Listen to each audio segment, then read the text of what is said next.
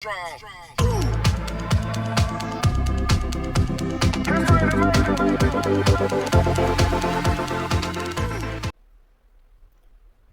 Guys, welcome to exam prep with Abhi. आज हम लोग देखेंगे मैनेजिंग इनोवेशन एंड एंटरप्रेन्योरशिप के यूनिट 4 का दूसरा टॉपिक। तो क्या है ये दूसरा टॉपिक?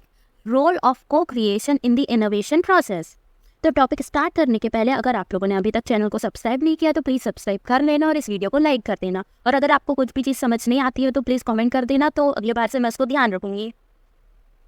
आज में हम लोग क्या क्या कवर करेंगे? Role of co creation in the innovation process और फिर इसका डायग्राम। तो देखते हैं role of co creation in the innovation process क्या होता है। Co creation is a collaborative approach involved the stake holders of a company in the development process of product, services और प्रोसेसेस। तो इसमें क्या बोल रहे हैं? को क्रिएशन क्या होता है? कोलैबोरेटिव अप्रोच होती है जिसमें स्टेक होल्डर्स को, जो कंपनी होती है ना, वो इन्वॉल्व करती है किसमें? डेवलपमेंट प्रोसेस में। किसकी? प्रोडक्ट की, सर्विसेज की और प्रोसेसेस की। It is based on the joint effort of companies, suppliers, partners and external experts. तो इसमें क्या होता है? जॉइंट एफर्ट किसका होता है? कंपनीज का होता है, सप्लायर का होता है, पार्टनर्स का, और जो एक्सटर्नल एक्सपर्ट्स होते हैं ना, उनका होता है। Together they share their vision, ideas, skills, knowledge and resources. तो ये क्या शेयर करते हैं? इनके विजन शेयर करते हैं, जो न्यू आइडियाज होते हैं उनको शेयर करते हैं, स्किल्स, नॉलेज और रिसोर्सेज सब चीज़ शेयर करते हैं।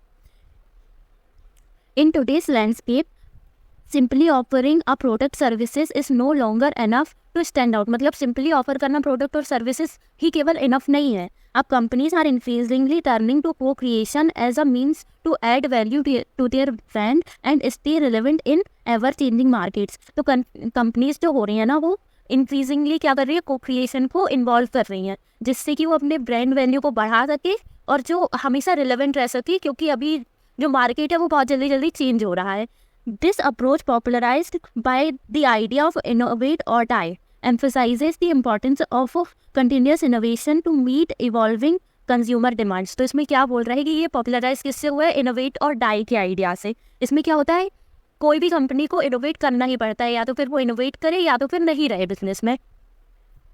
इससे क्या हो रहा है? इंपॉर्टेंस ऑफ कंटिन्यूस इनोवेशन बढ़ते जा रही है, और इससे क्या हो रहा है? जो कंज्यूमर डिमांड हो रही है ना, वो फुलफिल हो रही है। Co-creation involves collaborating with customers to design and develop products and services। Co-creation क्या इन्वॉल्व करता है?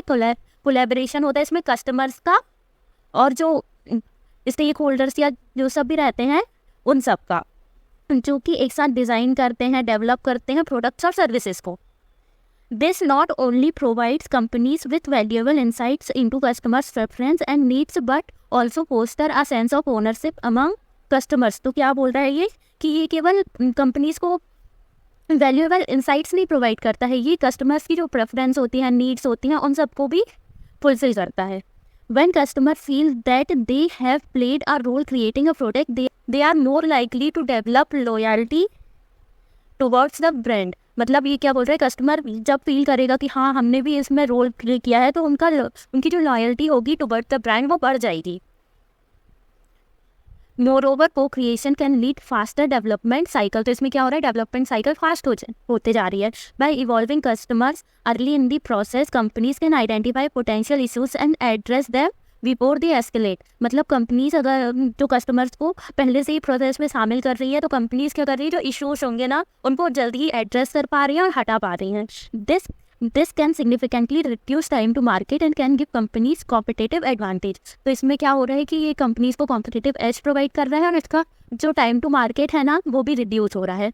फर्दरमोर, को creation can help mitigate risk associated with product development. तो को क्रिएशन क्या कर रहा है? हेल्प कर रहा है जो रिस्क होते हैं ना प्रोडक्ट के साथ, उनको कम करने में। By testing ideas and concept with customer before full scale implementation, companies can ensure that they are investing in idea with high likelihood to success. जो आइडियाज़ है वो पहले ही टेस्ट कर ले रहे हैं कंपनीज कस्टमर्स के साथ, तो जब तक फुल स्केल इम्प्लीमेंटेशन होगा तब तक कंपनीज इंश्योर कर सकती है कि जो उनका आइडिया है ना, वो हाई लाइकलीहुड टू सक्सेस, मतलब हाई लेवल है उसका कि सक्सेस हो सके। ओवरऑल, को creation is not just about creating products, it's about building relationship with customers. तो इसमें क्या बोल रहे हैं कि ये केवल प्रोडक्ट क्रिएट करने की बात नहीं है, इससे क्या होगा कि जो रिलेशनशिप है कस्टमर्स के साथ वो भी बिल्ड होगा। By actively involving customers in the innovation process, companies can create product and services that are not only innovative but also resonate deeply with target audience। तो क्या बोल रहा है कि जो कंपनीज हैं वो इवॉल्विंग कस्टमर्स, मतलब कस्टमर्स के साथ इनोवेशन प्रोसेस कर रही है, इनोवेशन जो प्रोसेस है उसमें कस्टमर्स को शामिल कर रही है, तो वो क्या ऐसी प्रोडक्ट्स बना सकती है, सर्विसेज बना सकती है जो कि केवल इनोवेटिव नहीं होंगे बल्कि जो टारगेट ऑडियंस है ना उनके साथ एकदम रेजोनेट डीपली, मतलब डीपली कनेक्ट कर पाएंगे. This can lead to increase brand loyalty, advocacy and ultimate business growth. मतलब इसमें क्या होगा, ब्रांड लॉयल्टी बढ़ेगी, एडवोकेसी बढ़ेगी और बिजनेस सक्सेस होगा. इसके बाद हम देखते हैं डायग्राम क्या होता है.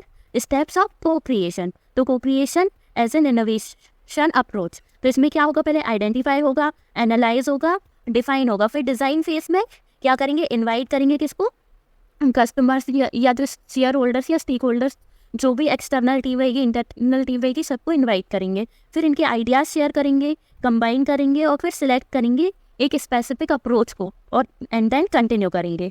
Co creation as a design workshop. तो इसमें क्या बोल रहे हैं कि जैसे डिज़ाइन वर्कशॉप में ये सब स्टेप्स चल रहे हैं, इसको किसी और चीज़ में भी, डेवलपमेंट में या किसी में भी शामिल कर सकते हैं. इसके बाद रियलाइज़ करेंगे और फिर इवेल्यूएट करेंगे. तो यही थी कुछ स्टेप्स को क्रिएशन की और हमारा ये टॉपिक अभी ख़त्म होता है. So guys, thanks for watching. Please like, share and subscribe. मिलते हैं नेक्स्ट वीडियो में.